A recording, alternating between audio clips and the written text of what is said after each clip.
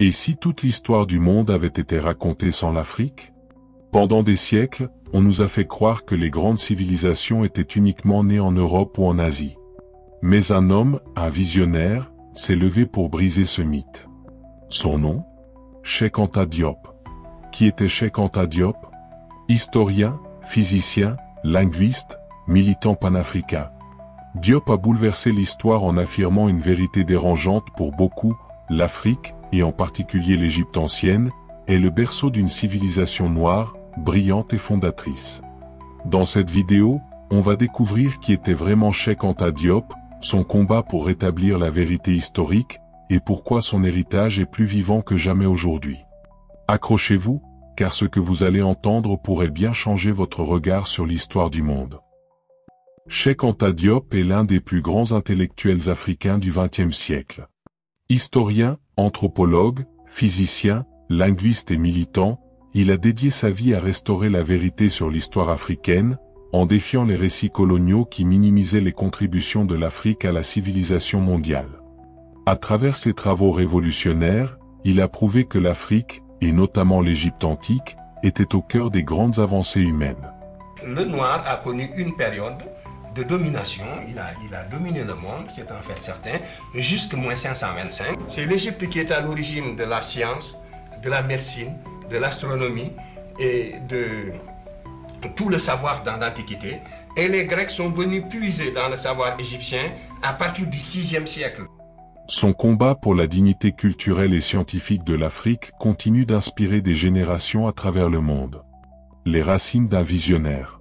Cheikh Anta Diop naît le 29 décembre 1923 à Tietou, un petit village de la région de Diourbel, au Sénégal, dans une famille wolof de tradition musulmane. À cette époque, le Sénégal est une colonie française, et les Africains sont souvent dépeints comme des peuples sans histoire ni culture par le système colonial. Dès son enfance, Diop est immergé dans les traditions orales wolof, riches en récits historiques et culturels. Son père, un lettré, lui transmet un profond respect pour le savoir. Élève brillant, il excelle dans les écoles coloniales, où il se confronte aux préjugés racistes des manuels scolaires qui nient l'histoire africaine. Départ pour Paris, dans les années 1940, grâce à une bourse, Diop part étudier à Paris, capitale intellectuelle de l'époque. Il s'inscrit à la Sorbonne et se forme dans des disciplines variées: physique, chimie, mathématiques, mais aussi histoire, philosophie et linguistique. Il fréquente des cercles intellectuels panafricains et rencontre des figures comme Aimé Césaire et Léopold Sédar Senghor, fondateurs du mouvement de la négritude, qui célèbre l'identité africaine.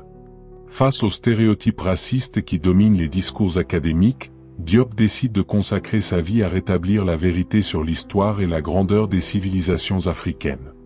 Voici le premier roi de la terre.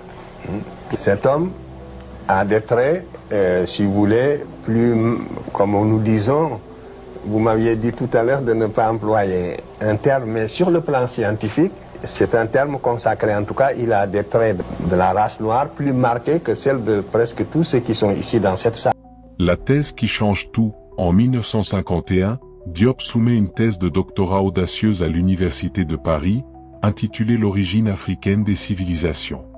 Il y affirme que l'Égypte antique était une civilisation africaine noire, à l'origine de nombreuses avancées culturelles, scientifiques et philosophiques de l'humanité.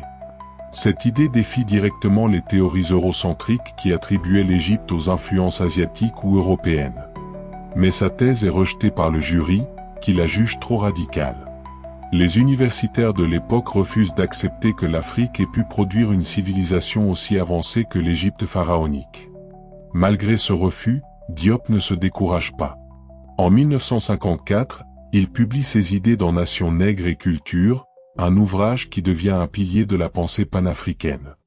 Ce livre, traduit dans plusieurs langues, expose des arguments scientifiques rigoureux, basés sur l'archéologie, la linguistique, l'anthropologie et l'histoire. Diop y démontre les similitudes entre les langues africaines modernes, comme le wolof, et l'égyptien ancien. Les caractéristiques physiques et culturelles des anciens Égyptiens, qui rapprochent cette civilisation des peuples subsahariens. L'influence de l'Égypte sur la Grèce antique, prouvant que l'Afrique a joué un rôle central dans l'histoire mondiale. En parallèle de ses travaux historiques, Diop poursuit une carrière en physique. Il travaille au Collège de France et contribue à des recherches sur la datation au carbone 14, qu'il applique plus tard à l'étude des momies égyptiennes pour prouver leur origine africaine. J'étais habité par la certitude, a priori, que nous sommes là, sur ce continent, en même temps que les autres, que nous avons toujours vécu ici, que nous sommes des Noirs capables, des hommes capables, aussi capables que les autres. C'était la seule chose que l'on pouvait supposer a priori. Et ce qui m'intéressait, c'était donc de retrouver ce chemin humble qui me conduirait à nos ancêtres les plus lointains.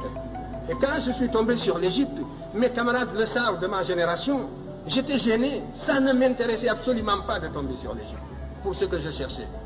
Si le fil conducteur, c'est la continuité, c'est la restauration de la conscience historique qui m'intéressait. C'est cette conscience historique qui est le ciment, qui réunit les individus d'un peuple, qui fait qu'un peuple n'est pas une population, un agrégat d'individus sans lien. C'est ce sentiment historique seulement que je voulais restituer, restaurer. Et je ne pouvais pas non plus, en aboutissant à l'Égypte, falsifier l'histoire par complaisance pour être dans le vraisemblable du moment. C'était tout. Retour au Sénégal, dans les années 1960, après l'indépendance du Sénégal, Diop retourne à Dakar. Il fonde le premier laboratoire de datation au carbone en Afrique à l'université de Dakar, aujourd'hui Université Cheikh Anta Diop, nommée en son honneur. Ce laboratoire permet de dater des artefacts africains, renforçant ses arguments sur l'ancienneté des civilisations africaines. Diop est aussi un militant panafricain. Il crée le Rassemblement National Démocratique, RND, un parti politique sénégalais, pour promouvoir l'unité africaine et une éducation centrée sur les valeurs africaines. Il critique le néocolonialisme et appelle à une renaissance culturelle et politique de l'Afrique. Les thèses de Diop suscitent des débats houleux. Les historiens eurocentriques rejettent ces idées, les qualifiant de politiquement motivées. Pourtant, ces travaux sont validés par des scientifiques indépendants et gagnent un large soutien dans les milieux panafricains. Reconnaissance tardive. En 1960, après des années de lutte, Diop obtient finalement son doctorat. Ses idées influencent des intellectuels comme Molefi Kété Azanté, père de l'afrocentrisme, et des mouvements de décolonisation intellectuelle. Lors de ce colloque organisé par l'UNESCO, Diop défend ses thèses sur l'origine africaine de l'Égypte devant un parterre d'experts mondiaux. Bien que controversé, cet événement marque un tournant dans la reconnaissance de ses idées. Cheikh Anta Diop s'éteint le 7 février 1986 à Dakar. Son décès marque la fin d'une vie dédiée à la vérité historique, mais son influence perdure. Ses travaux inspirent le mouvement afrocentrique, qui met l'Afrique au centre de l'histoire mondiale. L'université de Dakar porte son nom, symbole de son impact au Sénégal. Ses livres sont étudiés dans les universités africaines, américaines et européennes, et traduits dans de nombreuses langues. Il est une figure emblématique pour les diasporas africaines, notamment aux États-Unis, où ses idées alimentent les luttes pour les droits civiques et l'identité noire. Diop a montré que connaître son histoire est un acte de libération. Il est certain que les savants d'il y a 150 ans, les contemporains de la naissance de l'égyptologie moderne, savaient parfaitement que l'Égypte était une civilisation nègre et négro-africaine. Il ne manquait pas de science, absolument pas. Mais ils ont falsifié sciemment l'histoire. Il a encouragé les Africains à s'approprier leur passé pour construire un avenir souverain. Cheikh Anta Diop n'était pas seulement un historien, c'était un visionnaire qui a redonné à l'Afrique sa place dans l'histoire mondiale. Son message résonne encore. Ce qu'il nous apprend, c'est que l'histoire n'est jamais neutre.